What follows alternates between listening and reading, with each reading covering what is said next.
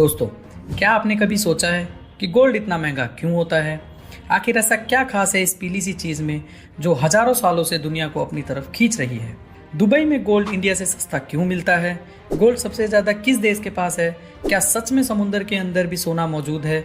और जो गोल्ड हम खरीदते हैं क्या वो हमेशा असली होता है? जी हाँ, गोल्ड सिर्फ एक ज्वेलरी नहीं बल्कि साइंस, हिस्ट्री, इमोशन और पावर का सिंबल है।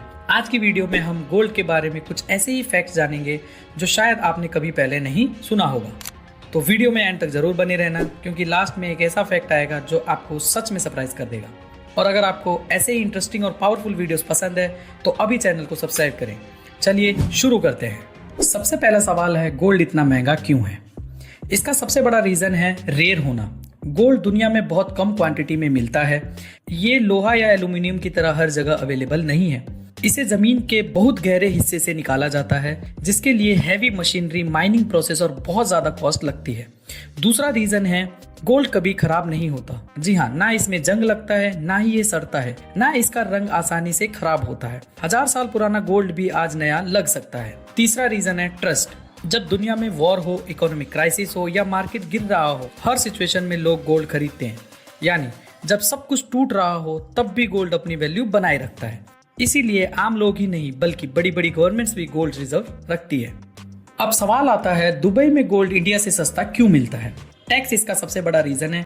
इंडिया में इंपोर्टेड गोल्ड पर काफी टैक्स लगता है। इंपोर्ट ड्यूटी, जीएसटी और मेकिंग चार्जेस मिलाकर प्राइस और भी बढ़ जाती है। लेकिन दुबई में टैक्स कंपैरेटिवली कम होता है या नहीं होता है। और हाँ, दुबई में गोल्ड का ट्रेड बहुत बड़े लेवल पे होता है। ये दुनिया के सबसे बड़े गोल्ड ट्रेडिंग सेंटर्स में से एक है। यहाँ गोल्ड का इंपोर्ट एक्सपोर्ट बहुत लार्ज स्केल पे होता है, इसलिए रेट्स काफी कम्पिटिटिव होते हैं। इंडिया में ज्वेलरी पर मेकिंग चार्जेस काफी ज्यादा हो सकती है, लेकिन दुबई में ये या तो कम होती है या बिल्कुल नहीं होती है। लेकिन अब आपके दिमाग में ये सवाल जरूर आया होगा कि अगर दुबई में गोल्ड सबसे सस्ता मिलता है तो फिर सब लोग वहीं से गोल्ड क्यों नहीं ले आते? तो जरा रुकिए, क्योंकि इसके पीछे भी एक इम्पोर्टेंट सच छुपा हुआ है। दुबई से गोल्ड लाने के लिए भी एक लीगल लिमिट्स होते हैं जो वहां के गवर्नमेंट डिसाइड करते हैं। तो आप एक लिमिट से ज्यादा गोल्ड नहीं ला सकते हैं। इसीलिए सस्ता है इसका मतलब यह नहीं कि अनलिमिटेड ला सकते हैं। अब बात करते हैं कि गोल्ड आता कहां से है। तो इसका जवाब है माइनिंग। आज जो गोल्ड हम देखते हैं वो जमीन के अंदर माइन से निकलता है। South Africa, Australia, China, Russia और कनाडा जैसे देश गोल्ड माइनिंग के लिए काफी फेमस है। लेकिन असली कहानी और भी ज्यादा अमेजिंग है। साइंटिस्ट के अकॉर्डिंग गोल्ड का जन्म अर्थ पर नहीं हुआ था। जी हाँ, जब बहुत बड़े तारे टूटकर गिरते हैं या फट जाते हैं तो उसे सुपरनोवा कहा जाता है। और इसी पावरफुल एक्सप्लोजन में बहुत हैवी एलिमेंट्स बनते हैं जिसमें गोल्ड भी शामिल है। यानी जो सोना आप पहनते हो वो कभी किसी तारे का हिस्सा हो सकता है। दुनिया में सबसे ज्यादा गोल्ड किस देश के पास है? अगर गवर्नमेंट रिजर्व्स की बात करें तो यूनाइटेड स्टेट यानी अमेरिका के पास सबसे ज्यादा गोल्ड है। उसके पास हजारों टन गोल्ड रिजर्व में है। उसके बाद आता है जर्मनी, इटली, फ्रांस और रशिया जैसे देश। लेकिन अगर प्राइवेट गोल्ड होल्डिंग्स की बात करें तो इंडिया का नाम बहुत स्ट्रॉन्ग है। इंडियन फैमिलीज के पास इतना गोल्ड है कि कोई कंट्री का रिजर्व भी इससे ज्यादा माना जाता है। शादी, फेस्टिवल्स और जनरेशन से चलते आ रहे इन्वेस्टमेंट्स, इंडिया का गोल्ड से रिश्ता सिर्फ पैसा नहीं, इमोशंस भी है। इंडिया में गोल्ड सिर्फ ज्वेलरी नहीं होती, ये इज्जत होता है, सिक्योरिटी होती है, स्टेटस होता है और कई लोगों के लिए लक्ष्मी के रूप में होते हैं। शादियों में गोल्ड देना एक गिफ्ट नहीं है बल्कि एक ट्रेडिशन है। पुराने टाइम में जब बैंक्स और डिजिटल इन्वेस्टमेंट्स नहीं थे तब गोल्ड ही सबसे ट्रस्टेड वेल्थ स्टोरेज था। लोग जमीनों और गोल्ड में ही पैसा रखते थे और आज भी बहुत से गाँव में बड़े इन्वेस्टमेंट्स के नाम पे गोल्ड ही खरीदा जाता है।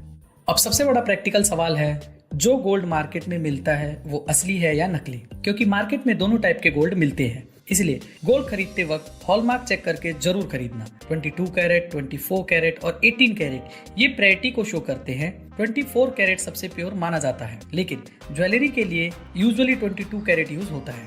कई लोग मैग्नेट टेस्ट या बाइट टेस्ट जैसे मिथ्स पर भरोसा करते हैं, लेकिन ऐसे वेरिफिकेशन हॉलमार्क और सर्टिफाइड ज्वेलरी से ही होती है।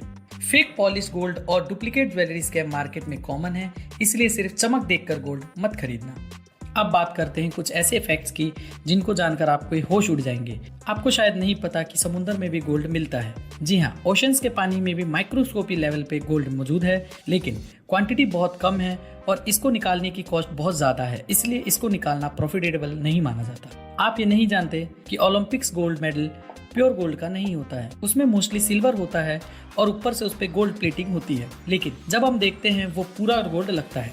जो मोबाइल हम सालों से यूज़ करते आ रहे हैं उसमें भी गोल्ड होता है। फ़ोन्स, लैपटॉप्स, कंप्यूटर और सैटेलाइट में गोल्ड का यूज़ होता है क्योंकि ये इलेक्ट्रिसिटी का एक्सीलेंट कंडक्टर हैं। और लास्ट में अगर दुनिया का सारा गोल्ड इकट्ठा कर दिया जाए तो वो इतना भी ज़्यादा नहीं होगा जितना लोग सोचते हैं। एस्टिमेट के हिसाब से वो सिर्फ कुछ ओलंपिक स्विमिंग पूल्स जितना स्पेस लेगा। सोचो, इतनी छोटी क्वांटिटी और इतना बड़ा वैल्यू।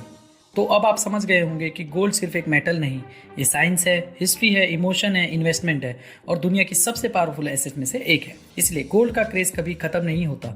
आप बताएं, आपके हिसाब से गोल्ड ज्वेलरी के लिए बेटर है या इन्वेस्टमेंट के लिए? कमेंट सेक्शन में जरूर लिखना। अगर वीडियो पसंद आए तो लाइक करो, शेयर करो और चैनल को सब्सक्राइब करना बिल्कुल ना भूलें। मिलते हैं नेक्स्ट वीडियो में।